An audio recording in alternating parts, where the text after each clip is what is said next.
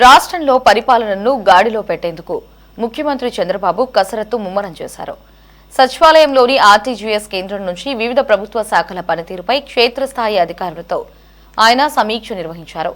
సంక్షేమ హాస్టళ్ల నిర్వహణ, పట్టణాల్లో మౌలిక వసతులు, మహిళల భద్రత, అన్నా క్యాంటీన్ల నిర్వహణతో పాటు పలు కీలక అంశాలపై అధికారులకు స్పష్టమైన దిశానిర్దేశం చేశారు. ప్రభుత్వ పనితీరు ప్రజలకు క్షేత్రస్థాయిలో కనిపించాలని, ఫిర్యాదులకు ఆస్కారం లేని పాలన అందించాలని ఆయన స్పష్టం చేశారు.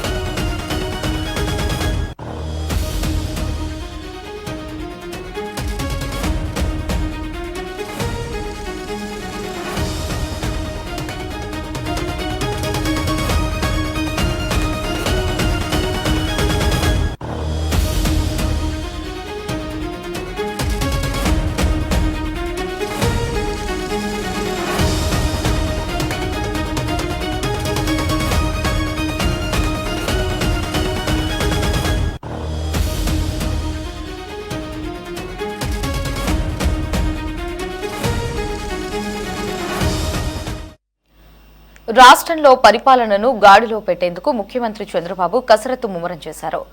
సచివాలయంలోని ఆర్టీజీఎస్ కేంద్రం నుంచి వివిధ ప్రభుత్వ శాఖల పనితీరుపై క్షేత్రస్థాయి అధికారులతో ఆయన సమీక్ష నిర్వహించారు.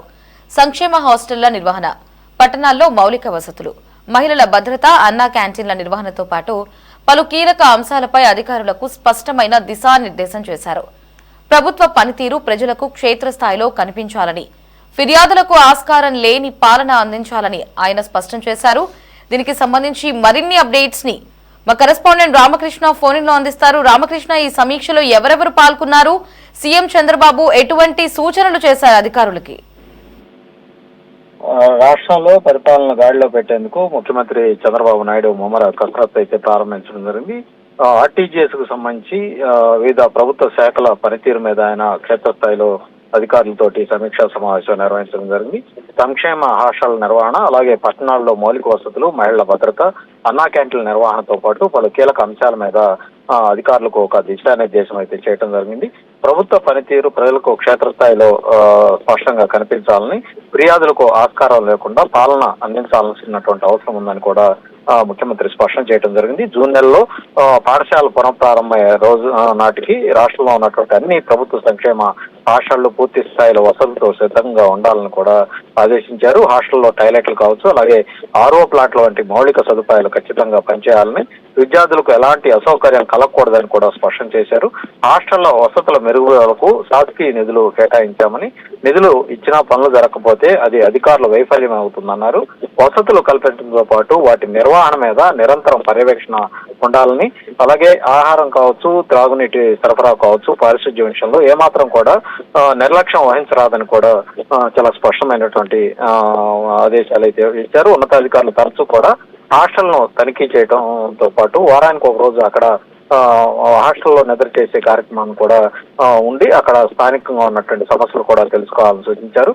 అలాగే నగరాలు, పట్టణాల్లో తాగునీరు, వీధి దీపాలు, పారిశుద్ధ్యం వంటి మౌలిక సదుపాయాల విషయంలో ప్రజల నుంచి ఎలాంటి ఫిర్యాదులు రాకూడదని స్పష్టం చేశారు. ముఖ్యంగా వేసవిలో ఈ త్రాగునీటి ఎద్దడి తలెత్తకుండా చూడాలని, పైప్ లైన్లోకి డ్రైనేజ్ నీరు కలవకుండా జాగ్రత్తలు తీసుకుంటూ తరచూ నీటి నమూనా పరీక్షలు కూడా చేయాలని ఆదేశించారు. వీధి దీపాలు నిరంతరం వెలిగే విధంగా చెత్త సేకరణ ఎక్కడా కూడా ఆగకుండా చూడాలని కూడా సూచించారు. ఫిర్యాదులు వచ్చినా వెంటనే స్పందించి తక్షణమే వాటిని పరిష్కరించే వ్యవస్థను పటిష్టం చేయాలని కూడా సూచించడం జరిగింది. ఏదేమైనప్పటికీ కూడా ఈ పారిశుధ్యంతో పాటు మహిళలు, చిన్నారుల భద్రతకు సంబంధించి కూడా ప్రభుత్వం అధిక ప్రాధాన్యత ఇస్తుందని ముఖ్యమంత్రి స్పష్టం చేశారు. మహిళల జోలికి ఎవరు రావాలన్నా కూడా వాళ్ళ మీద అఘాయిత్యం చేయాలన్నా ఆలోచించే పరిస్థితి రావాలని కూడా ఆయన స్పష్టంగా చెప్పారు. నేరస్తులు కఠిన శిక్షలు పడే విధంగా మహిళల్లో భయాన్ని పోగొట్టి తప్పు చేసే వారిలో భయాన్ని పెంచే విధంగా వ్యవహరించాలని కూడా ముఖ్యమంత్రి చాలా స్పష్టమైనటువంటి ఆదేశాలు ఇచ్చారు. అలాగే గంజాయి, డ్రగ్స్ వంటి మత్తు పదార్థాల విషయంలో కూడా వాటిని పూర్తి స్థాయిలో నిర్మూలించాలని కూడా స్పష్టమైన ఆదేశాలు అయితే జారీ చేయడం జరిగింది. Right Ramakrishna, thanks for the updates.